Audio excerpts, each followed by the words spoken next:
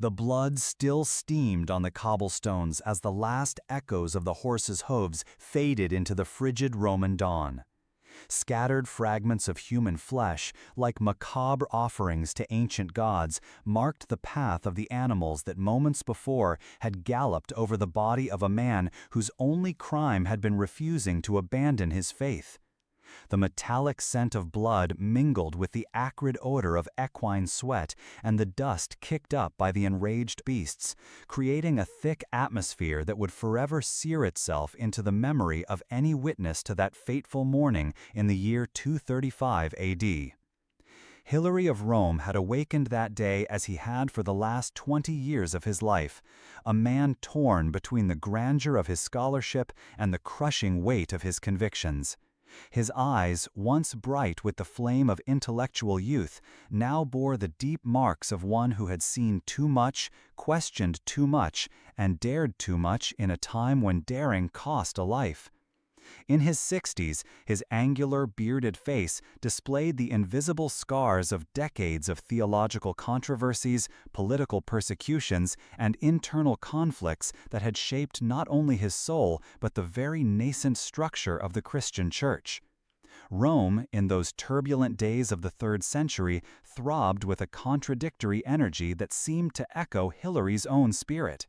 The eternal city, built upon 7 hills and countless corpses of slaves, gladiators, and Christians, breathed simultaneously grandeur and decay. The stone streets, polished smooth by the constant traffic of carriages, sandals, and bare feet, reflected an empire beginning to show its first structural cracks. The air carried the complex aroma of a metropolis in transformation. Incense from pagan temples mingling with the smell of fresh bread from bakeries, the exotic perfumes of merchants drifting on the morning breeze alongside the pungent odor of open sewers.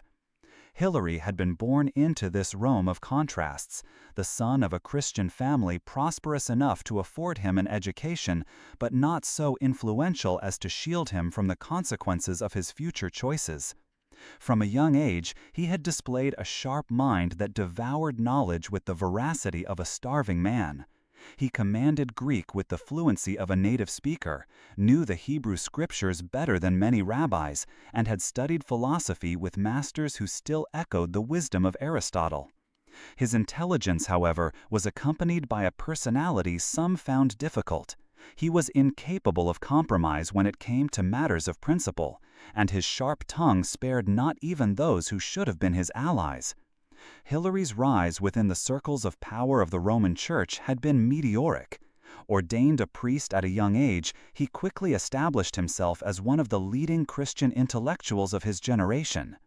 His theological work was vast and impressive, biblical commentaries revealing astonishing scholarship, treatises against heresies that circulated like viruses through the Christian community, and an oratorical skill that drew crowds to hear him preach. When he spoke, his deep, well-modulated voice captivated his listeners, and his words, charged with absolute conviction, echoed through the catacombs and houses where Christians gathered in secret. But it was precisely this absolute conviction that began to sow the seeds of his destruction. Hilary was not merely a brilliant theologian, he was a purist who saw the Church as an organism that should remain immaculate, separate from any worldly contamination. When Bishop Calixtus I assumed the Roman papacy in 217 AD, Hilary found in him everything he considered a betrayal of fundamental Christian principles. Calixtus, a pragmatist who sought to expand the Church's influence through more inclusive policies, represented to Hilary the embodiment of spiritual corruption. The tension between the two men grew like a storm brewing on the horizon. Calixtus argued that the Church should forgive and readmit Christians who had committed serious sins, including adultery and even apostasy during persecutions. To Hilary, this position was nothing less than an abomination. The Church should be pure, composed only of those who had proven their faith through an irreproachable life. The dispute was not merely theological, it was a battle for the soul of Christianity, and both men understood that the outcome would determine the future of the faith they professed. Meetings of the Roman clergy became battlegrounds where words cut deeper than swords. Hilary, with his devastating eloquence, systematically attacked Calixtus's policies, accusing him of transforming the church into a worldly institution that had lost its sacred character. Calixtus, in turn, defended himself by arguing that Christian mercy demanded a more compassionate approach to repentant sinners. Discussions stretched for hours, with voices rising, fists pounding tables, and the atmosphere thick with palpable tension. It was then that Hilary made the decision that would seal his fate. In an unprecedented move in the history of the early church, he declared himself the legitimate bishop of Rome, rejecting Calixtus's authority and establishing a parallel church. It was a schism that ripped the fabric of the Roman Christian community in half, forcing the faithful to choose between two leaders who claimed to represent the true faith. Hilary had become the first anti-pope in history, a title he would bear as a cross until his dying breath. The years that followed were marked by a theological Cold War that consumed the energies of both factions. Hilary established his own hierarchy, ordained his own priests, and conducted religious ceremonies in houses and catacombs that recognized his authority. His followers, known as Hilary's followers, saw in him the guardian of original Christian purity, the man who had dared to confront institutional corruption even knowing it would cost him everything. His sermons became even more fervent, his words charged with a prophetic urgency that spoke not only of eternal salvation, but of the urgent need to resist the spiritual degeneration he saw spreading like a plague. Meanwhile, in the shadows of imperial power, forces far more dangerous than theological disputes began to stir.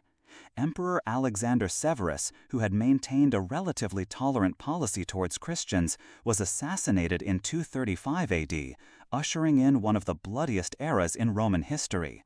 Maximinus Thrax, a brutal military man who seized the throne through violence, brought with him a mindset that saw Christians as a fundamental threat to traditional Roman order. The change in the air was palpable. Soldiers patrolled the streets with renewed aggression, their eyes scanning crowds for signs of Christian activity. Informants multiplied like rats, whispering names and addresses to officers who paid handsomely for information on Christian communities. Fear spread through the houses where the faithful gathered, a cold fear that made mothers clutch their children tighter and men double-check that their doors were securely locked before sleeping. Hilary, however, remained defiantly visible. His hair, now completely gray, fluttered in the wind as he walked the streets of Rome with the upright posture of someone who feared no consequences. His long, well-groomed beard framed a face that bore the marks of decades of unwavering conviction. When he preached, his voice still carried that deep timbre that had captivated generations of Christians, but now there was a different quality to it, the urgent intensity of a man who knew his time was running out. Accounts from the time, preserved fragmentarily in letters and diaries of Christians who survived the persecution, paint a portrait of Hilary during these last months that is simultaneously admirable and tragic. A letter, supposedly written by one of his deacons named Urban, describes how the elderly theologian continued his activities even as rumors of imminent arrests circulated daily. "Our Father Hilary," Urban wrote, "walks among us like a man who has already died to this world, but who still breathes to fulfill God's will. His eyes shine with a light that is not of this world, and his words fall upon us like rain on dry earth." Hilary's persistence in maintaining his activities was not mere stubbornness. It was the expression of a life philosophy that had shaped his entire existence.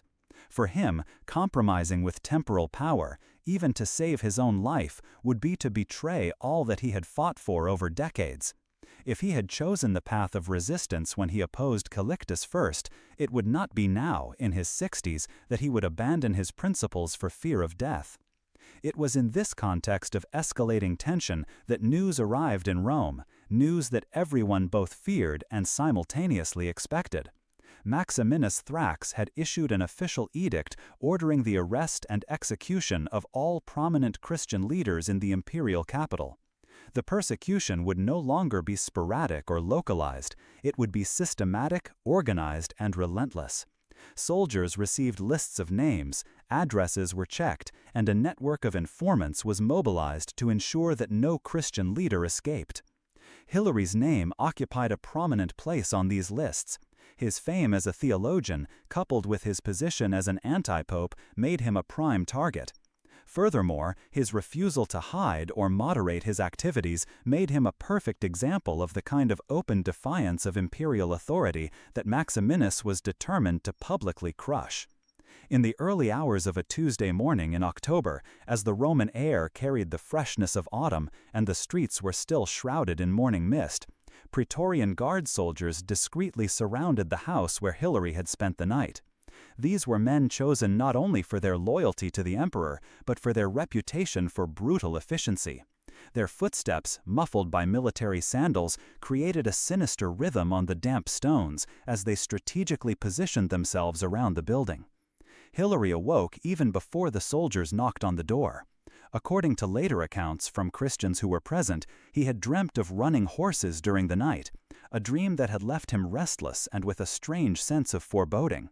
When he rose for his morning prayers, he found himself unusually calm, as if a supernatural peace had descended upon him during his fragmented sleep.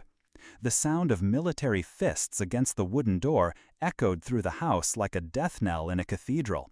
It was a sound that thousands of Roman Christians had learned to fear, dry, authoritative, final. Hilary put on his simple robe, combed his gray beard with his fingers, and walked towards the entrance with the dignity of a Greek philosopher marching to drink hemlock. When the door opened, the contrast was striking. On one side, Hilary, a man whose power resided entirely in the realm of ideas, words, and spiritual conviction. On the other, Roman soldiers in full armor, representing the brute force of the most powerful empire the world had ever known. Between them, only a few steps of physical distance, but a civilizational chasm that seemed insurmountable. "Hilary of Rome," announced the centurion in charge of the operation, his voice carrying the cold authority of imperial law. "By order of Emperor Maximinus Thrax, you are arrested on charges of religious sedition and defiance of imperial authority." The words sounded formal, almost ritualistic, as if they were recited from a military manual. There was no personal malice in the soldier's voice, only the mechanical fulfillment of received orders.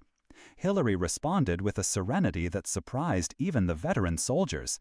"I understand," he said simply, his voice clear and unwavering. "Would you allow me a few moments to bid farewell to my brothers?" The request was reasonable, and the centurion, perhaps touched by the prisoner's dignity, nodded in agreement. The minutes that followed were charged with an almost liturgical solemnity.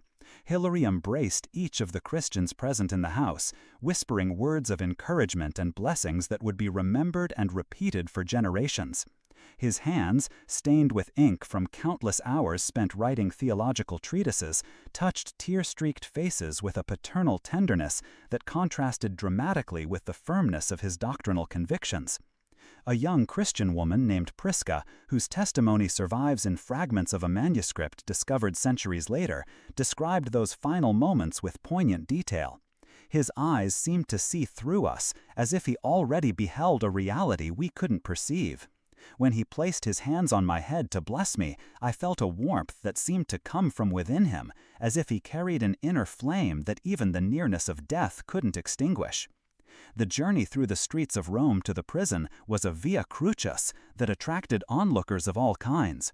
Christians hidden in the crowds wept silently, while ordinary citizens watched with morbid curiosity the man who had dared to defy both the official church and imperial power. Hilary walked among the soldiers with his head held high, his steps firm on the stones that thousands of feet had polished over the centuries.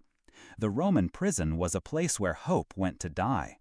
Built deep within the rocky depths of one of the city's hills, the air down there was thick, humid, and heavy with the accumulated odors of decades of human suffering.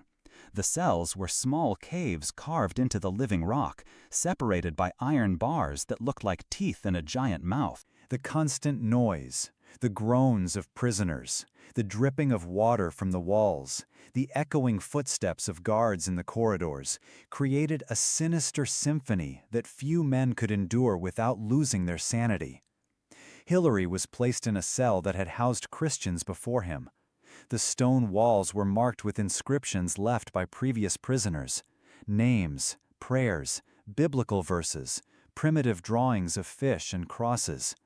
It was as if the stones themselves carried the memory of Christian suffering, transforming that claustrophobic space into a kind of macabre sanctuary of the persecuted faith.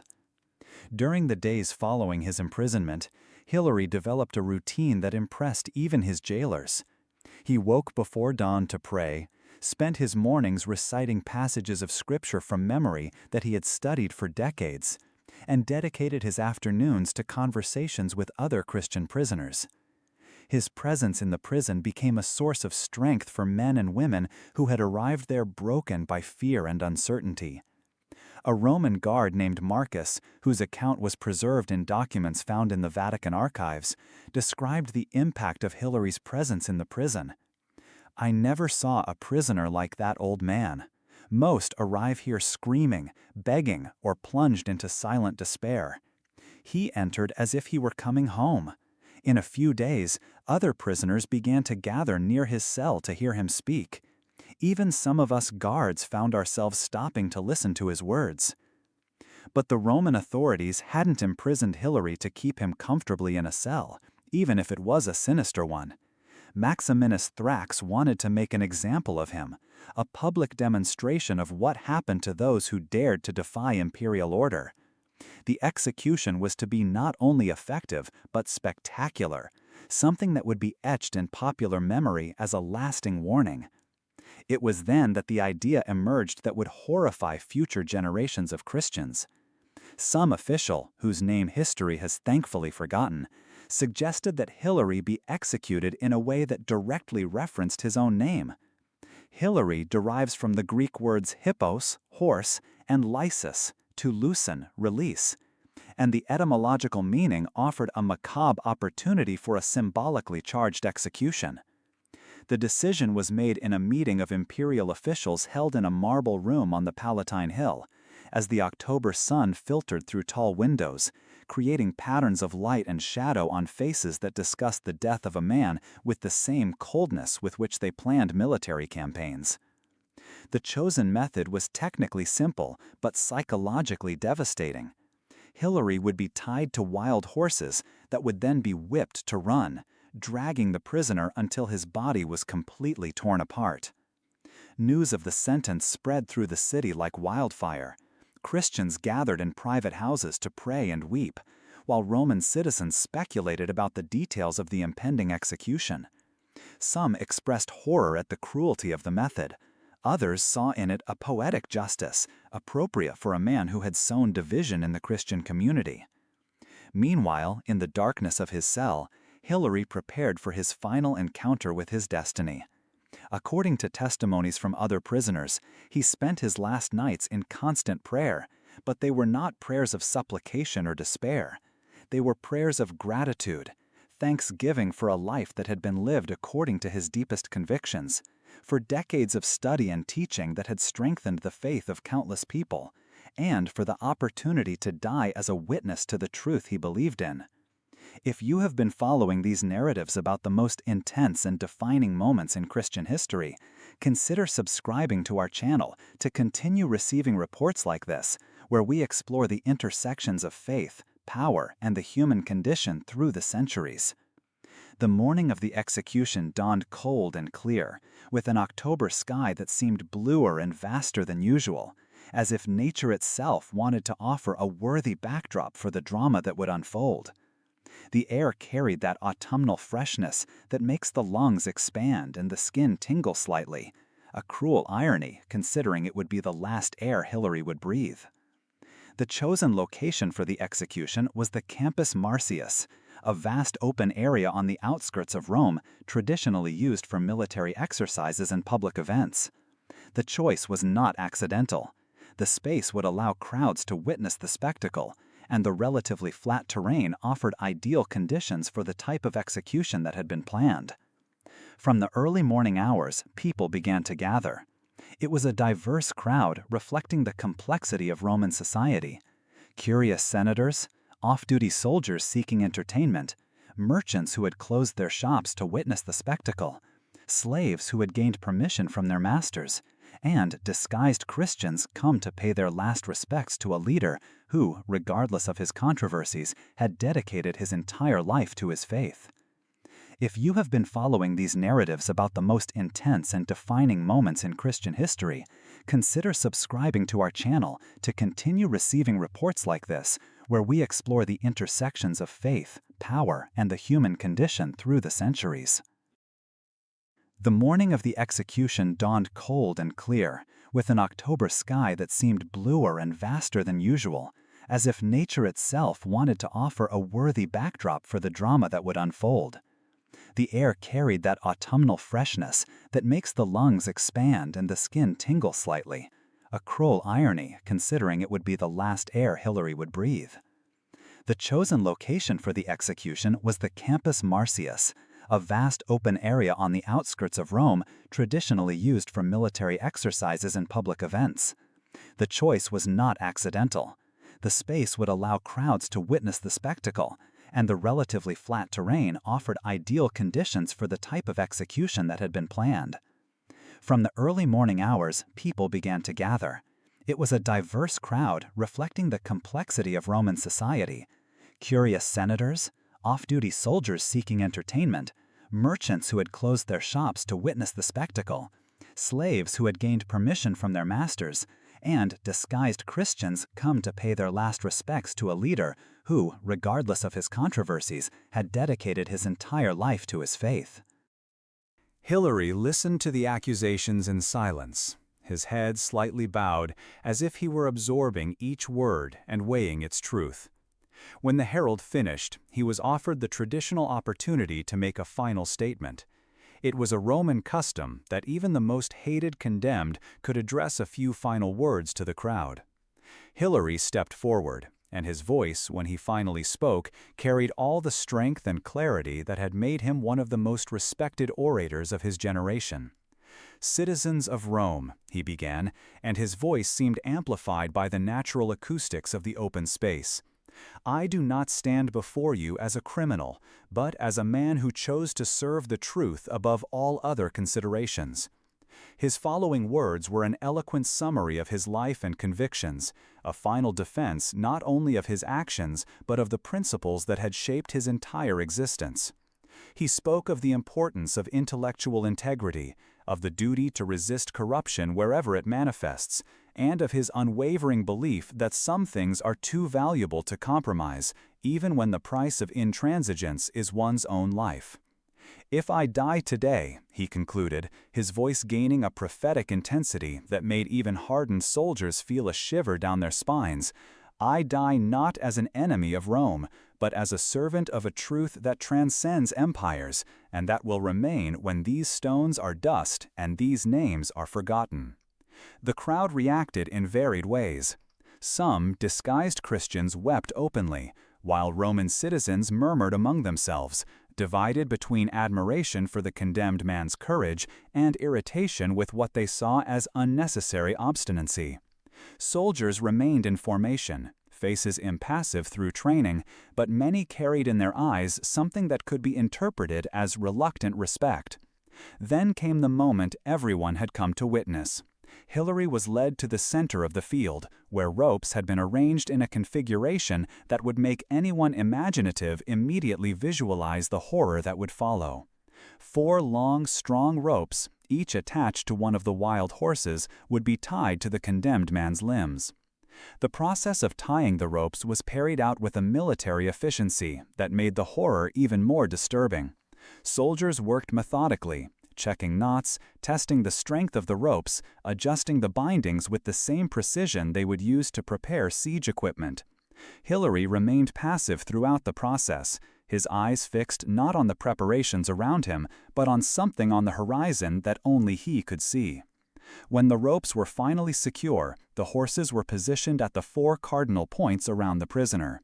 The animals, sensing the tension in the atmosphere and irritated by the crowds and noises, began to agitate. Their hooves beat the ground with increasing impatience, and their eyes showed the kind of nervousness that precedes explosions of wild energy.